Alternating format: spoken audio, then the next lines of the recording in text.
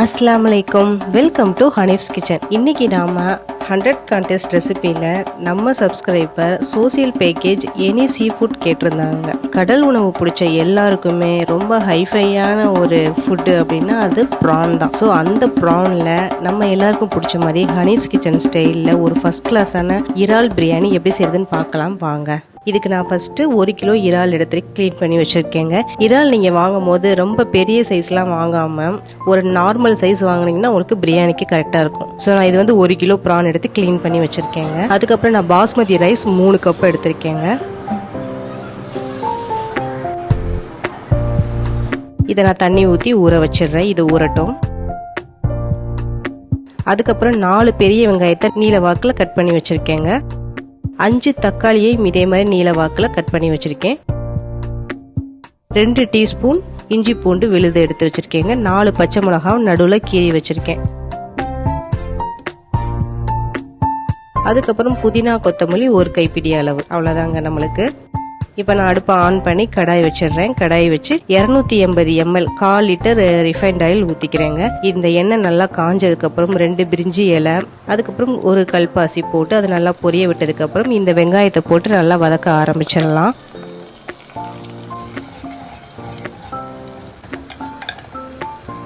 இது கலர் கொஞ்சம் சேஞ்ச் ஆனதுக்கப்புறம் நம்ம தக்காளியை சேர்த்துக்கலாங்க. இந்த தக்காளியை சேர்த்து இந்த தக்காளி வெங்காயம் ரெண்டுமே நல்லா மசிஞ்சு நல்லா வேகணும். அந்தளவு நல்லா வேக விட்டுறலாங்க. இப்போ இது நல்லா மசிஞ்சதுக்கப்புறம் நம்ம வந்து பச்சை மிளகா, புதினா கொத்தமல்லி இது எல்லாத்தையும் சேர்த்துக்கலாம்.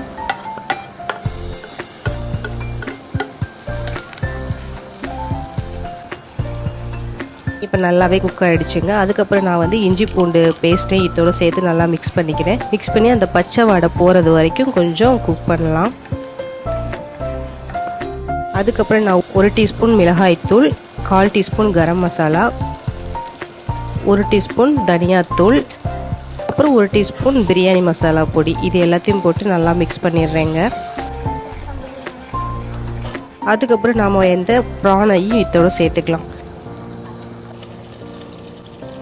இந்த ப்ரானுக்கு தேவையான அளவு மட்டும் நம்ம இப்போ உப்பு போட்டுக்கலாங்க. உப்பு போட்டு நல்லா மிக்ஸ் பண்ணி ஜஸ்ட் ஒரு 2 மினிட் மட்டும் நம்ம வந்து குக் பண்ணால் போதும். ஏன்னா இந்த இறாலில் வந்து உங்களுக்கு மசாலா நல்லா அப்சர்வ் ஆகும் அப்போ தான். அதனால் ஒரு 2 நிமிஷம் மட்டும் குக் ஆனால் போதுங்க. இப்போ 2 நிமிஷம் ஆச்சு. நம்ம ஜஸ்ட் ஒரு தடவை மிக்ஸ் பண்ணிடலாம்.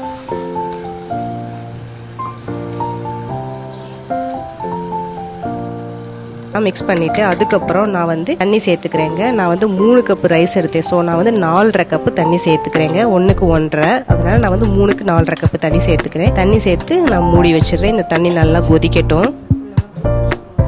இப்போ தண்ணி நல்லாவே கொதிச்சிருச்சுங்க. நம்ம ஊற வச்ச அரிசியை நல்லா வடிச்சிட்டு இந்த பாஸ்மதி ரைஸையும் நான் இதோட சேர்த்துக்கிறேன். நீங்கள் இந்த பிரியாணிக்கு பாஸ்மதி ரைஸ் போட்டால் தாங்க இன்னுமே அது நல்லா கரெக்டாக உங்களுக்கு டேஸ்ட் கொடுக்கும். ஸோ நீங்கள் வந்து பாஸ்மதி ரைஸையே யூஸ் பண்ணிக்கோங்க.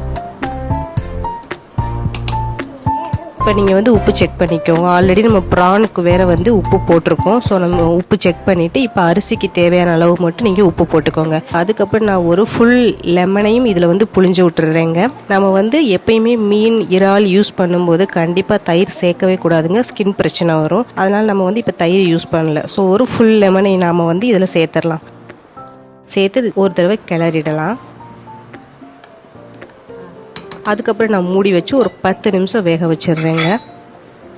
இப்போ 10 நிமிஷம் ஆச்சு பாருங்கள். ஒரு 70% குக் ஆகிருக்குதுங்க. ஜஸ்ட் நான் ஒரு பெரட்டிட்டு அதுக்கப்புறம் இந்த இடத்துல நான் ஒரு 2 டீஸ்பூன் நெய் சேர்த்துக்கிறேங்க. சேர்த்து இப்போ நான் ஒரு மூடி போட்டு இதுக்கு மேலே ஒரு வெயிட்டானதை வச்சு ஒரு 10 நிமிஷம் நான் வந்து மீடியம் ஃப்ளேமில் வச்சு குக் பண்ண விட்டுறேன். இப்போ பாருங்கள் சூப்பராக நல்லா குக் ஆகிருக்குது. இப்போ நம்ம ஒரு தடவை பெரட்டிடலாம்.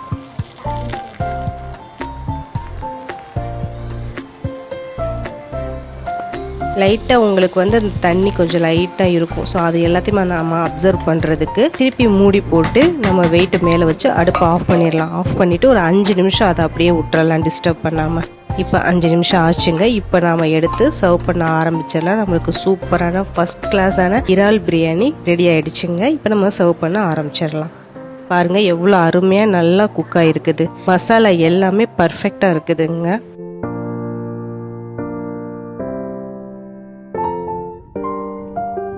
இப்போ டேஸ்ட் பண்ணி பார்த்தலாம் எப்படி இருக்குதுன்ட்டு. அவ்வளோ அருமையாக சூப்பராக ஃபர்ஸ்ட் கிளாஸாக இருக்குதுங்க இந்த இறால் பிரியாணி. அந்த இறால் நல்லாவே குக் ஆகி ரைஸும் நல்லா வெந்திருக்குது, மசாலா எல்லாமே பர்ஃபெக்டாக இருக்குங்க. ஸோ இந்த இறால் பிரியாணி நீங்கள் கண்டிப்பாக ட்ரை பண்ணி பாருங்கள். ட்ரை பண்ணி பார்த்து எப்படி இருந்துச்சு நம்ம கமெண்ட் பாக்ஸில் நம்மளுக்கு ட்ராப் பண்ணுங்கள். அப்படி நம்ம சேனலை சப்ஸ்கிரைப் பண்ணுங்க, அப்படி பக்கத்தில் இருக்க பெல் ஐக்கானையும் கிளிக் பண்ணிடுங்க. அதோட நம்ம வீடியோஸ் எல்லாத்தையும் பார்த்து என்ஜாய் பண்ணுங்கள். தேங்க்யூ.